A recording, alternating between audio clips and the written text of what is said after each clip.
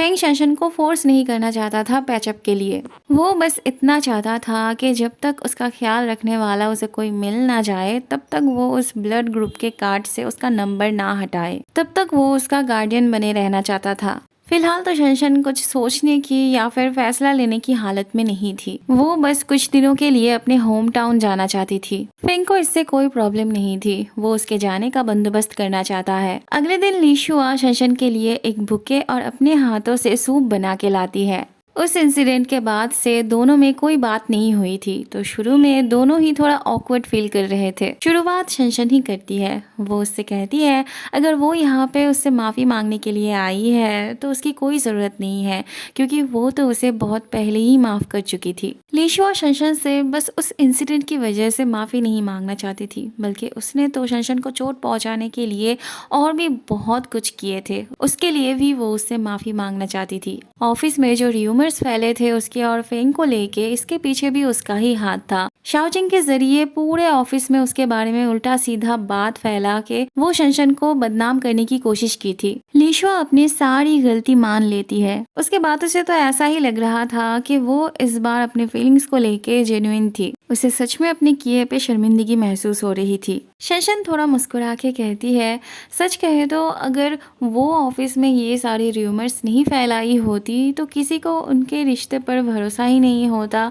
कोई भी विश्वास नहीं करता कि उसके और फेंग के बीच कुछ हो सकता है। ये सुनने के बाद लीशुआ थोड़ी सी हल्का महसूस करती है। वो शनशन से पूछती है तो क्या वो सच में उससे नाराज नहीं है। शनशन कहती है बिल्कुल भी नहीं। लीशुआ कहती है जो भी हो, पर सच तो ये है ना कि उसी की वजह से उनका ब्रेकअप हुआ था। वो अब दिल से चाहती है कि वो और फेंग एक हो जाए। वही फेंग की काबिल है। फेंग के साथ और कोई भी नहीं मैच करता। उसे फेंग से पैचअप कर लेना चाहिए। उन्हें फिर से एक होना चाहिए। शनशन कहती है फ्यूचर में वो दोनों साथ हो या ना हो, पर उसकी वजह वो कभी भी नहीं हो सकती। मतलब बात कुछ और ही थी। फिर हमें फ्लैशबैक दिखाया जाता है जहाँ पे डॉक्टर शनशन के सामने तो बोलते हैं कि वो एकदम ठीक थी, उसे कोई प्रॉब्लम नहीं थी, पर जब वो शनशन के फैमिली वालों से अलग से बात करते हैं तब बात कुछ और ही निकलती है। दरअसल शनशन के इस सर्जरी की वजह से एक पॉसिबिलिटी थी उसका कभी मां ना बन पाने का, पर डॉक्टर कहते हैं कि अगर उसे सही ऑब्जर्वेशन में रखा जाए, उसका पूरी तरह से ध्यान रखा जाए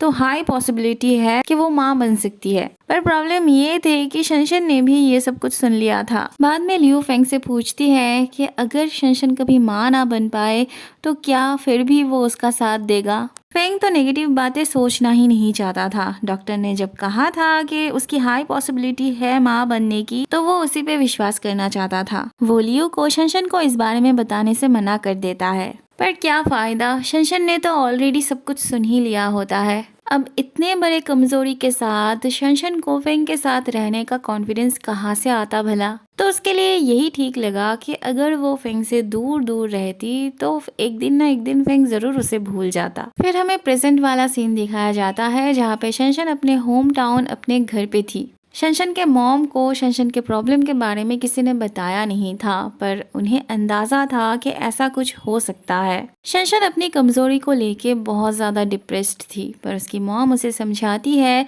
कि अगर उसका लाइफ पार्टनर उसे प्यार करता हो तो बच्चा होने से या ना होने से कोई फर्क ही नहीं पड़ता। वैसे तो शनशन के लिए उसकी मॉम की ये बातें बहुत कंफर्टेबल थी, पर फिर भी वो इस कमजोरी के साथ फेंग के पास नहीं जाना चाहती थी। शनशन जिस दिन अपने नए घर वापस आती है उसी दिन फेंग के सेक्रेटरी अंकल शनशन के लिए दवाई लेके चले आते हैं। शनशन को समझ नहीं आता कि उन्हें कैसे पता चला कि वो वापस आ गई थी, पर इसके पीछे तो उसकी दोनों बहन थी जो हर वक्त फेंग को इन्फॉर्म करती रहती थी। अंकल तो ये भी बताते हैं कि उसकी दवाई बनाने के लिए फेंग ने किसी को काम पे रखा है जो हर रोज आके उसका दवाई बना के देगा। शनशन उन्हें मना करती है ये सब करने से, पर वो भी क्या करते, ये तो फेंग का ऑर्डर था।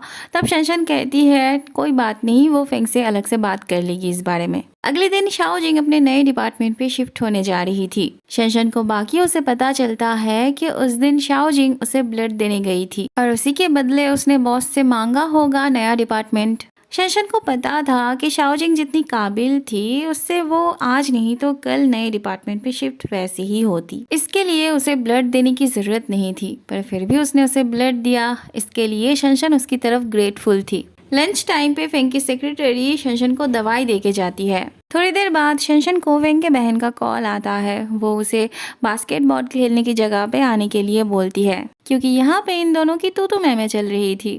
दरअसल जेंगशी फेंग की भलाई के लिए इस कंपनी को छोड़ना चाहता था, पर फेंग अपने दोस्त को कहीं भी नहीं जाने देना चाहता था। एक दो बातें होते होते दोनों में मारपीट शुरू हो जाती है और ये तीनों तभी आके पहुंचते हैं और जल्दी से आके इन्हें रोकते हैं। फिर लीशुआ जेंगशी को संभालती है। जेंगशी की नाराजगी, यहाँ से हमेशा के लिए चले जाना, ये कहीं ना कहीं लीशुआ की वजह से भी था। तो वो लीशुआ से पूछता है कि अगर वो चाहती है कि वो यहाँ पे रुक जाए तो वो कहीं नहीं जाएगा। पर लीशुआ वैसी की वैसी ही थी। उसे अभी भी कुछ समझ में नहीं आ रहा था कि उसे क्या करना चाहिए।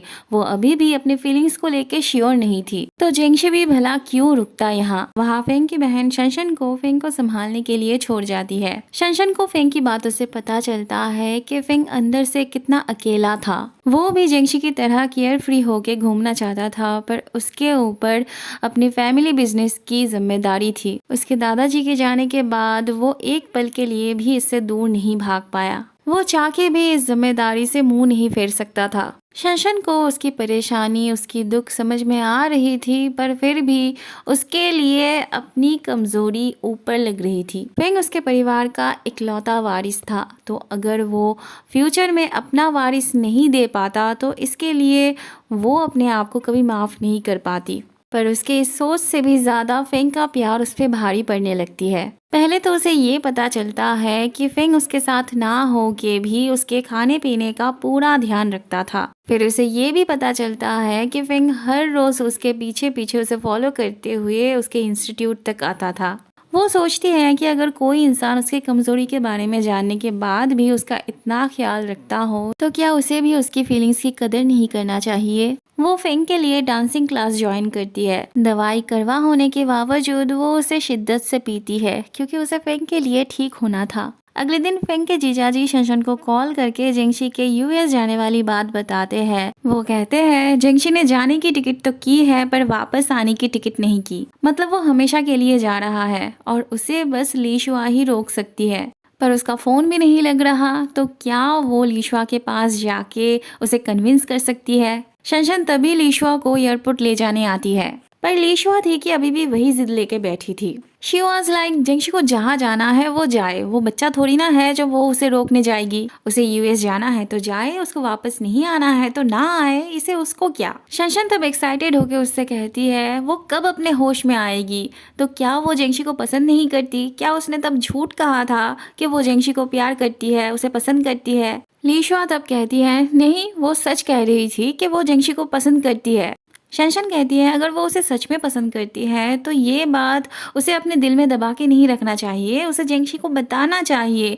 और क्या वो उसे इतनी आसानी से जाने देना चाहती है? क्या उसे नहीं लगता कि उसे जेंगशी को रोकना चाहिए? क्या वो पूरी जिंदगी जेंगशी के बिना रहना चाहती है? जानबूझ के क्यों वो अपनी जिंदगी को इतना कॉम्प्लिकेटेड बना रही है? फिर वो भागी भागी जेंगशी के घर चली आती है उसे ढूंढने, पर उसे पता चलता है जेंगशी ने ऑलरेडी अपना घर एजेंट के हाथों सौंप दिया था और उसे एयरपोर्ट जाते हुए भी आधा एक घंटा हो गया था। ये सुनते ही लीशुआ जल्दी से एयरपोर्ट के लिए निकलती है, पर वो जब एयरपोर्ट पहुंचते हैं तब तक जेंगशी की फ्लाइट की अनाउंसमेंट हो चुकी थी, तो उन्हें लग रहा था कि जेंगशी जा चुका होगा। फिर वो अचानक से जेंगशी को देखती है और चिल्ला चिल्ला के अपनी फीलिंग्स बताने लगती है। वो उसे बता देती है कि वो उसे कितना ज्यादा पसंद करती है और वो नहीं चाहती कि वो उसे छोड़ के कहीं भी जाए। और तभी असली वाला जेंगशी उनके पीछे आके खड़ा होता है। भले ही लीशुआ बाय मिस्टेक किसी और से अपने दिल की बात कह रही थी, पर फिर भी क्योंकि ये जेंगशी के लिए ही था इसीलिए जेंगशी बहुत ज्यादा खुश हो रहा था।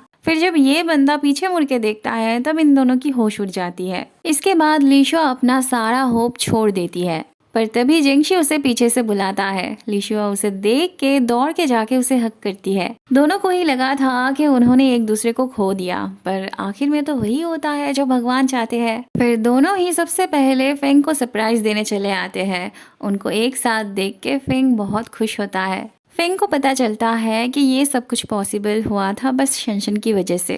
फिर तो उसे शनशन को थैंक यू बोलना ही था, पर फेंग ने शनशन के लिए जो किया था उसके लिए तो वो अपना जान भी दे सकती थी। अगले दिन शनशन शाओजिंग से मिलती है तो उसे थैंक यू कहती है उसे ब्लड देने के लिए। वो कहती है उसे इस कंपनी में फेंग की बहन के लिए हायर किया गया था, पर फिर भी उसने जो उसे ब्लड दिया इसके लिए वो हमेशा ग्रेटफुल रहेगी।